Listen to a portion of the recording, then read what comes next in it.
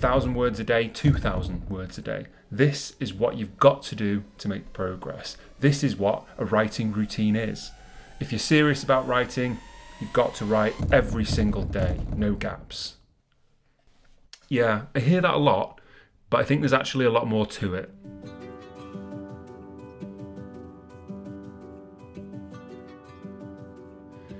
Don't get me wrong, hitting a word count goal isn't easy by any means, but I've got a question for you. Would you rather write 2,000 words today, or figure out the plot points right in the centre of your novel, how they'll connect and why that works with the subplot, how it affects the character arc and all that stuff? If you're anything like me, the 2,000 words sounds like the much easier job there, but we only seem to count one of those tasks as progress.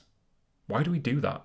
If we're in the trenches of the first book we've ever written, or we're just writing our latest, we all know that so much more goes into writing a novel.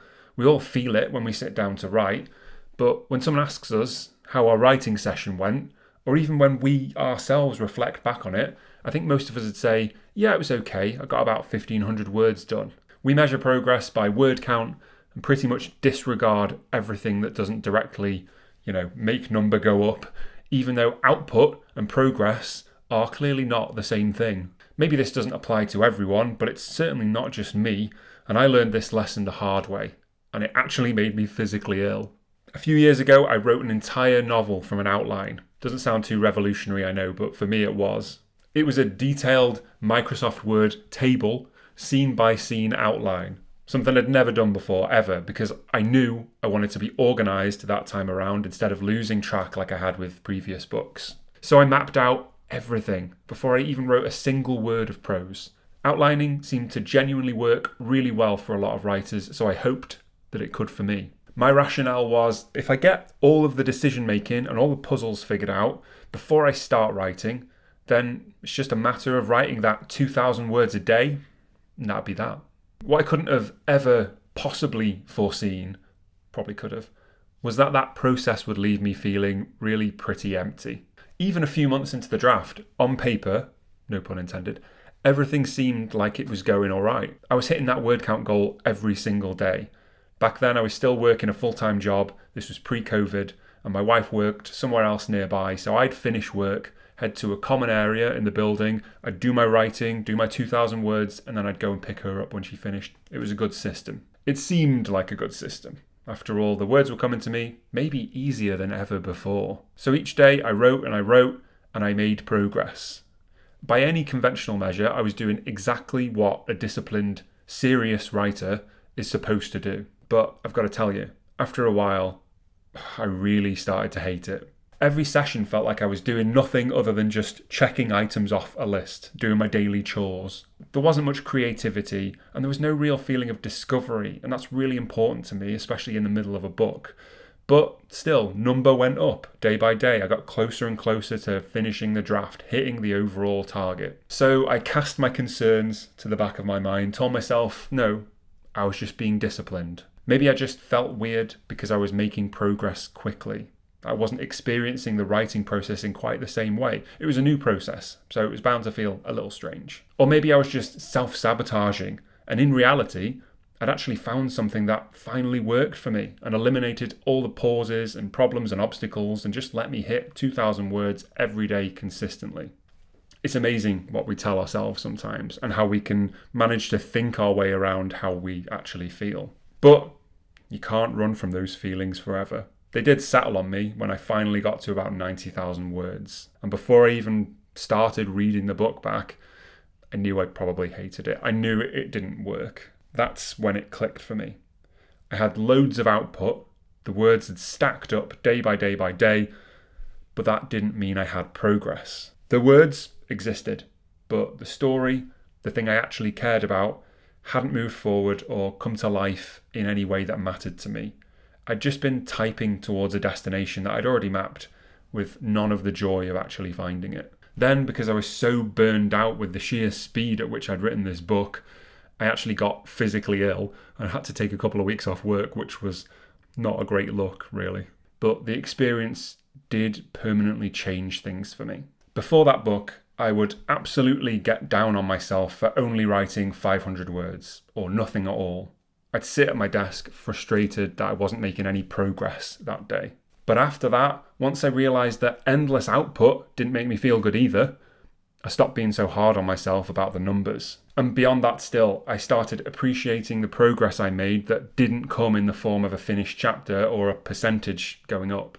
Today, I write differently. I really take my time. I've figured out what works best for me, not even in terms of finishing stories, but in terms of what makes me feel better about my writing, what makes me feel like I'm enjoying the process. Because at the root of it, I think that's essential. You have to enjoy writing in order to write a story that's enjoyable. I think there's some logic there. And I do still always have goals in the back of my mind. We all do. Finish the story by this point, maybe, revise it by this point. But I don't record things.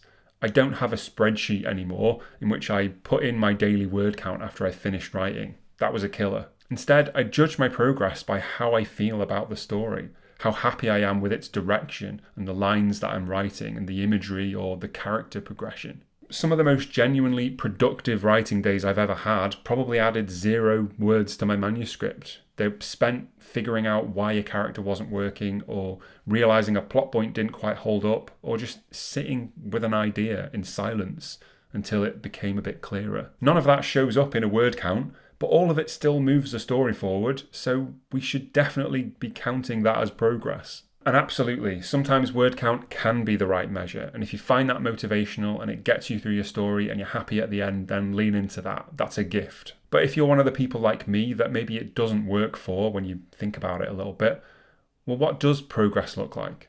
I think there's loads of measures of progress. Research, learning the thing that your story needs to know so that when you write the scene, it rings true and it feels authentic to your readers. Outlining and re-outlining. Yes, it definitely doesn't work for me, but I'm not every writer.